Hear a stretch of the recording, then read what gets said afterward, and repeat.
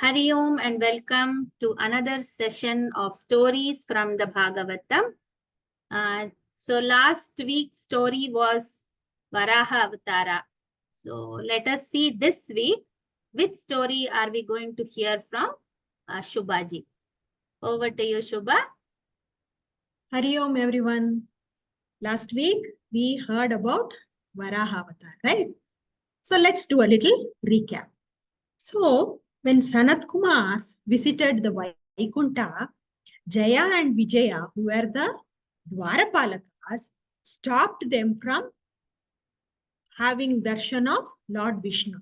So Sanat Kumars got angry and they cursed Jaya and Vijaya to be born on earth. But since they were great devotees of Lord Vishnu gave them that you will be killed only by me and you will take only 3 birds, not multiple birds. Let's see what were the 3 birds the Dwarapalakas of Jaya and Vijaya took. In Satya Yuga, they took birth as Hiranyaksha and Hiranyakashipu. In Treta Yuga, they were born as Ravana and Kumbhakarna. In Dwapara Yuga, they were born as Shishupala and Dantavakra. Okay, we heard about the story of Hiranyaksha in Varaha Avatar, right? What happened there? Lord Vishnu took the form of Varaha and he killed Hiranyaksha with his Sudarshana Chakra. But what was the purpose of Lord Varaha's avatar? He had to bring the earth from the ocean bed to the top because Brahmaji created this universe and he asked Manu and Shatrupa to reside on the earth and continue the lineage of humans, right? That is what we saw last week. So let's continue. What happened this week? So after Hiranyaksha's death, what happened? Brahmaji had created 10 sons. Of the 10 sons, sage Kardama was one of the sons of Brahma. Brahmaji told sage Kardama that you have done a lot of austerities, but now it's time for you to take Grihastha and get married so that there will be the lineage can continue and you can have great progeny on earth, right? Yes, Padmaji. Shubhaji, can we change the slide to the Kardama style? Oh, sorry. Yes. Yeah. Okay.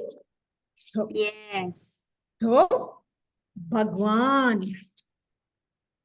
So, what happened? Kardama meditated upon Lord Bhagwan and he meditated for 10,000 years so that he wanted to fulfill Brahmaji's wishes of taking Grihastha and he wanted to get a good wife so that he can continue his lineage of good progeny. Progeny means children, okay? So that sage Kardama was meditating for so long, but after 10,000 years, Lord Vishnu was very happy with sage Kardama's penance, and he came in front of sage Kardama.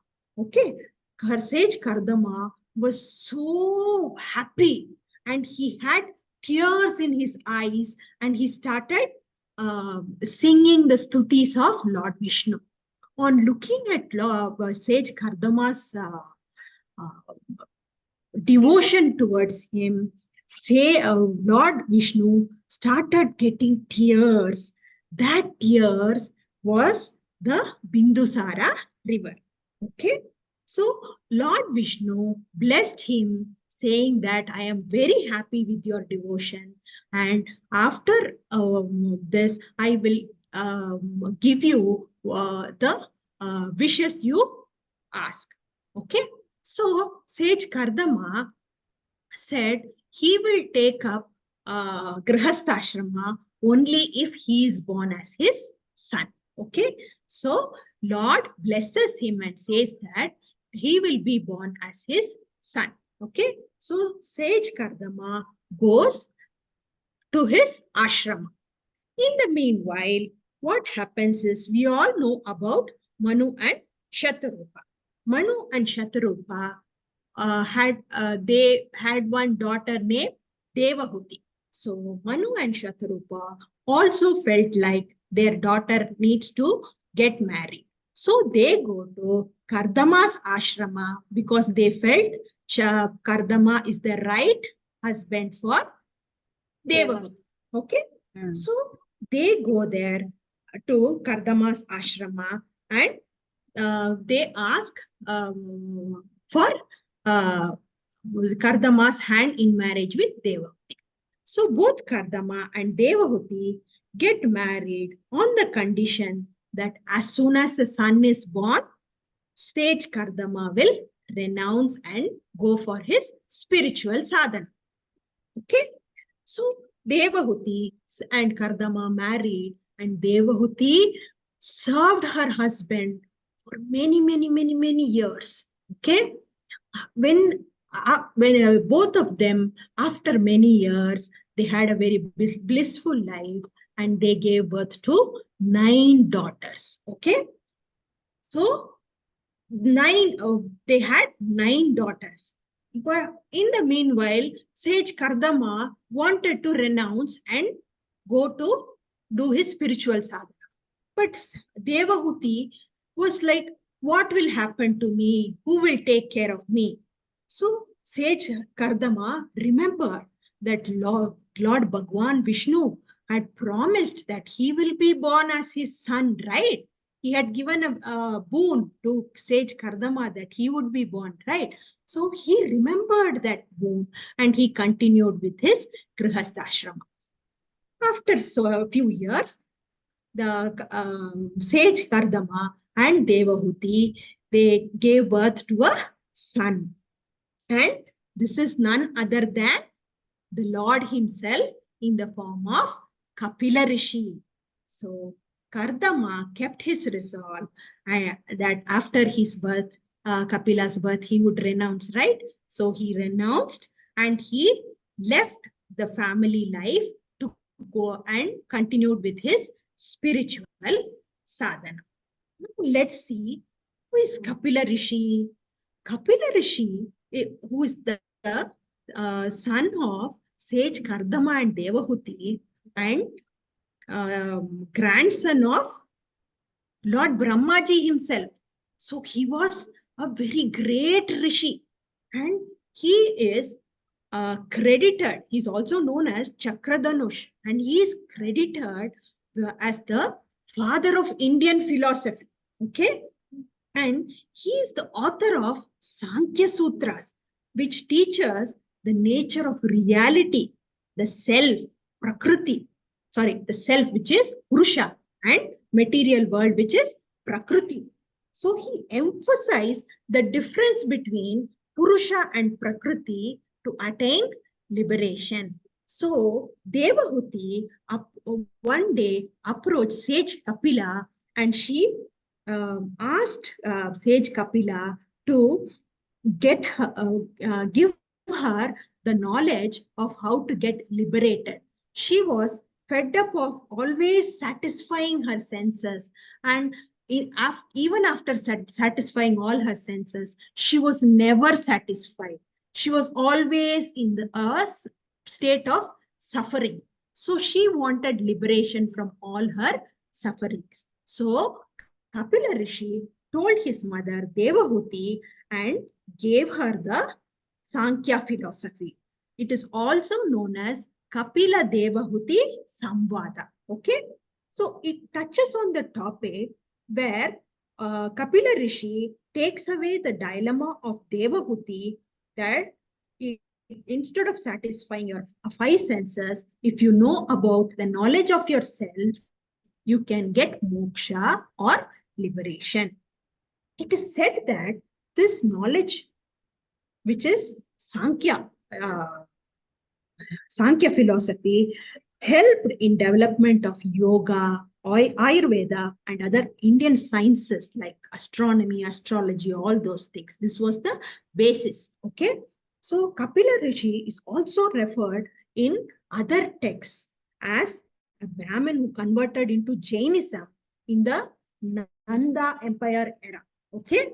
So it is also Kapila Rishi is also referred to in Buddhist literature as Buddha, Kapila Rishi reborn as Buddha. In the Kapila Vastu was, which is a place where Buddha was born, was built in memory of Kapila Rishi. Okay, so not only Kapila Rishi's teachings were there in ancient India, but his teachings are in our modern world also. This philosophy continues to inspire all of us who are seeking profound question and deeper understanding of our self. Okay. Even in the Bhagavad Gita, Krishna has referred Kapila Rishi as a great Rishi. Let me say that. It is Bhagavad Gita 10.26. Ashvattaha sarva vrikshanam devarshi cha naradaha gandharvanam chitrarata siddhanam kapilo munihi. It means of all trees, I am the banyan tree, and of all of the sages among the demigods, I am Narada. Of the Gandharvas, I am Chitraratha, and among perfected beings, I am sage Kapila. That is how great Kapila Rishi was. Okay, over to you, Padmaji. Oh, very nice, no? So today the Kapila Muni story was very interesting. So let me check if all of you heard it properly. Okay. So for how many years did Kardama meditate? Raise your hand. Yes, Ram? 10,000 years. Yes, 10,000 years he was doing penance on Mahavishnu, on Lord. And then when Vishnu came, right, after 10,000 years, he blessed Kardama with how many children? How many children? Diya Disha, how many children? Huh? One child. One child, he said that he will come as Kapila, right? He will be born as their son Kapila. But what about the other kids? Before Kapila was born, how many children were born to Kardama and Devahuti? 9. 9 daughters. So Kardama Rishi and Devahuti had 9 daughters and 1 son who is Kapila. Okay. So now, after Kapila was born, Kardama, what happened to Kardama? Yes, Ram? He married Devahuti. I said after Kapila was born, what happened to Kardama? He went to the forest. He went to the forest to continue his penance or meditation on Sri Krishna. Continue his spiritual journey. Sadhana. Okay. Okay. Now, when Devahuti was disturbed and she was not happy, okay, Kapila said something to Devahuti which helped her a lot. What is it called? What did he give to Devahuti?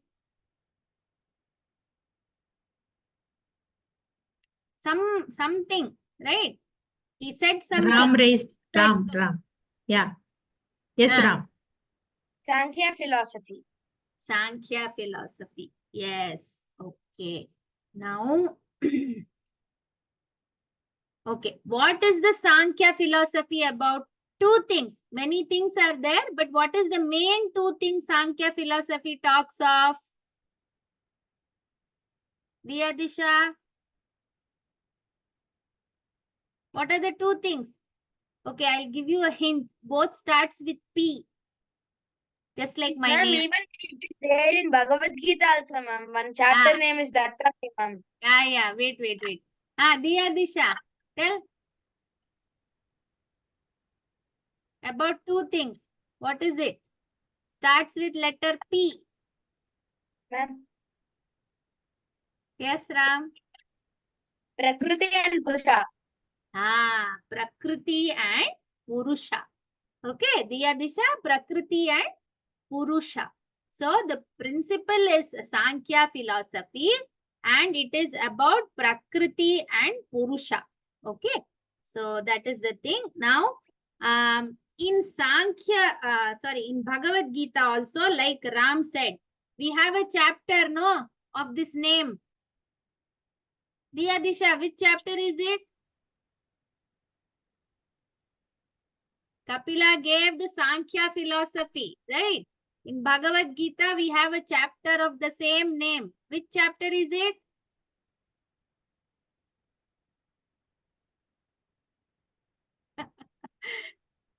Which chapter? Think. What is the name of the second chapter, Diya Disha? Second chapter of Bhagavad Gita. What is the name of the chapter? Yes, Ram? Sankhya Yoga. Sankhya Yoga. So, just like Kapila Muni gave the Upadesha to his mother Devahuti about Sankhya, in Bhagavad Gita, Sri Krishna also gives the same Sankhya philosophy to Arjuna. There also he talks about Prakriti, Purusha, and it is all about the knowledge of self. Right? In Sankhya Yoga is knowledge about self. So when you know who you truly are, okay, you become very powerful. You become courageous. You become brave.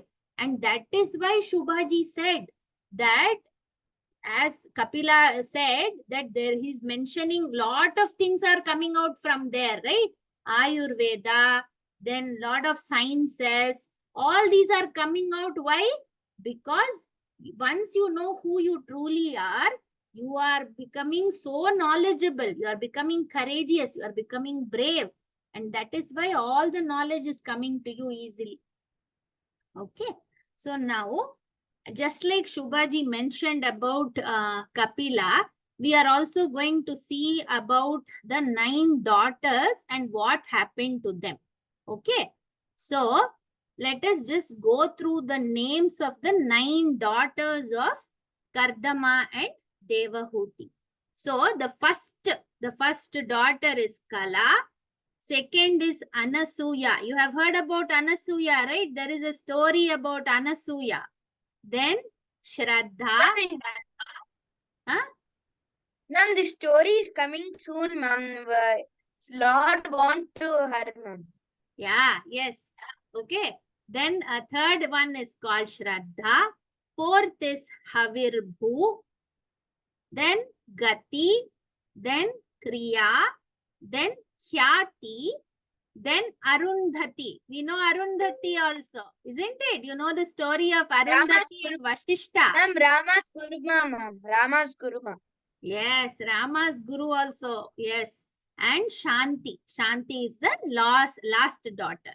Now, Bhagavan, when Brahma tells Kardama Rishi, he gives him a job, no, that you have to now, duty, not job, duty, that now you have to get more children, and that is how the world will be created, right? From each of these two people, more children are coming, and so the world is expanding. So like that, all these 9 daughters of Kardama and Devahuti, they were married to great rishis of those times.